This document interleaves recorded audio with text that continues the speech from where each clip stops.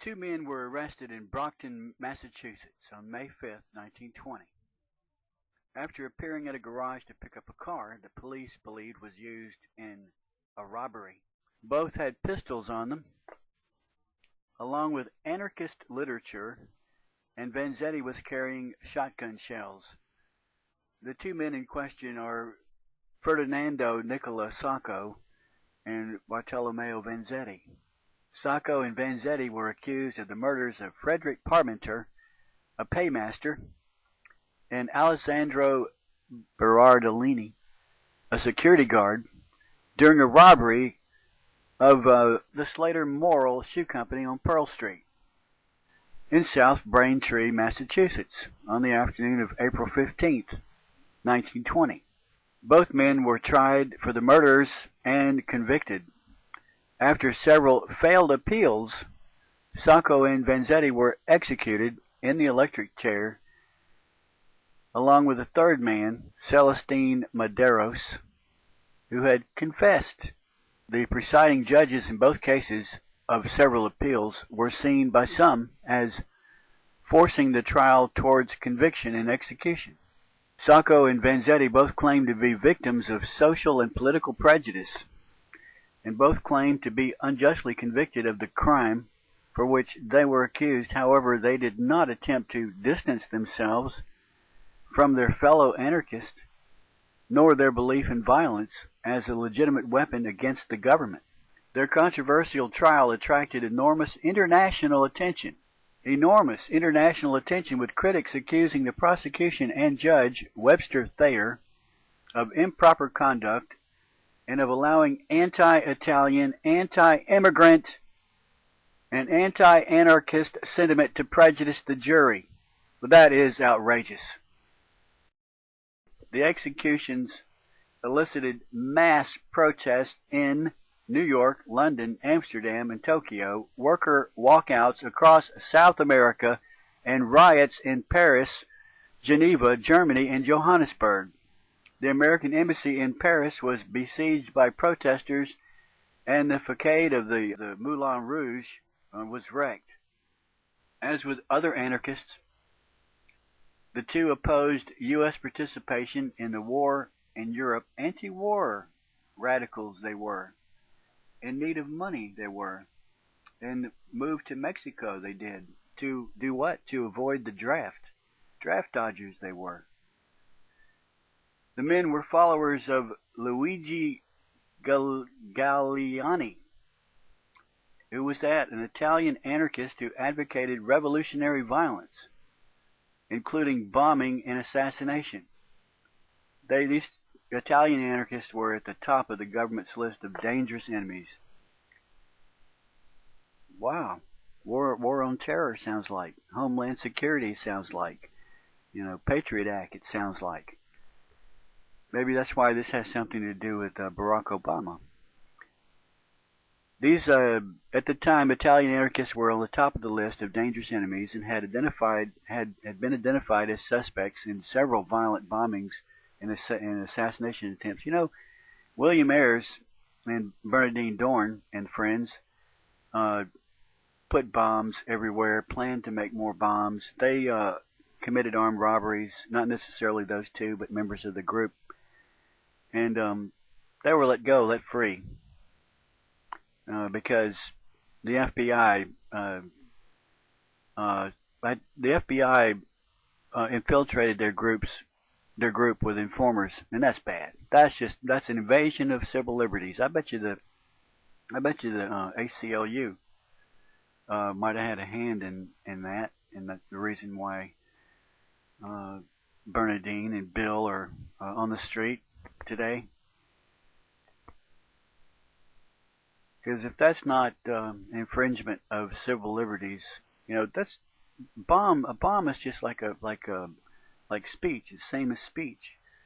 You burn a flag, that's just speech. It's freedom of speech. Give somebody a hand signal, a victory salute. It's just freedom of speech. Some people, shoot you the bird. Some people put a bomb in your house, under your car. It's just speech. That's all it is. They'd been identified as suspects in several violent bombings and assassination attempts. See, they didn't actually hurt anybody. It was just an attempt. Even an attempted mass poisoning. This book, which is called Subversive Chronicle in English, was suppressed. See, they suppressed their literature. Man, if that's not un-American, I don't know what it is. They suppressed their literature, and their author, Galliani, along with 8 of his closest associates, were deported. Gosh. Man, the government is so bad. I wonder if Bush did that, or Cheney. Most of the remaining Gallianists sought to avoid arrest by becoming inactive and going underground. However, some 60 militants considered themselves still engaged in a class war that required retaliation.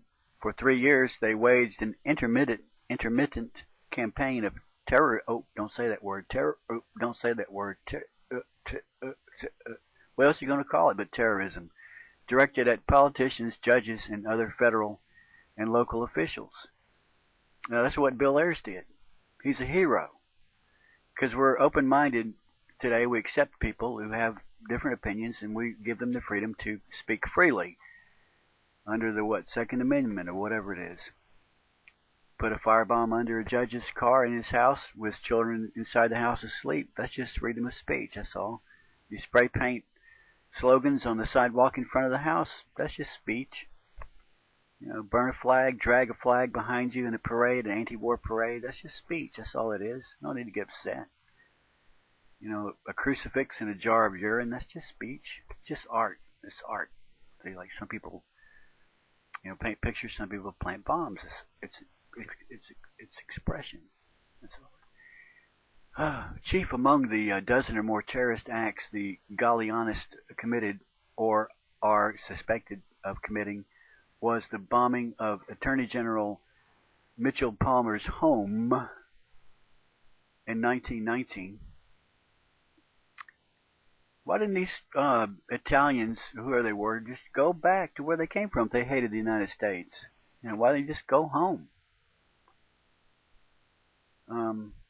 In that incident, one Gallianist, Carlo Valdenosi,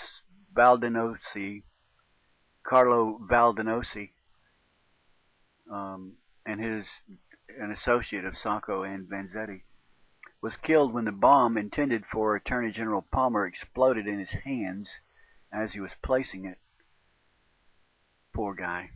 Incendiary pamphlets found at the scene of this and several other midnight bombings on the same evening were signed, quote, "The Anarchist Fighters." Several Gallianist associates had been suspected and or interrogated about their roles in the bombing incidents.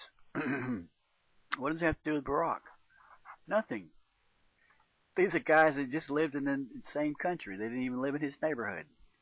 2 days before Sacco and Vanzetti were arrested, a Gallianist named Andre Salcedo jumped to his death from the Bureau of Investigation offices at Park Row in New York.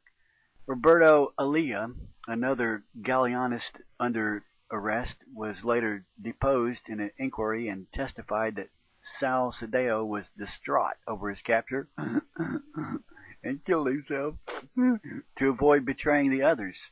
What does that have to do with Barack? He had been because see the guy that so admired these two guys, to cut to the chase, an admirer of these guys, a sympathizer of these guys, lived in Chicago, and his name Cantor. His name is Cantor. Cantor. So you might want to check him out, unless you're brain dead or asleep and don't care.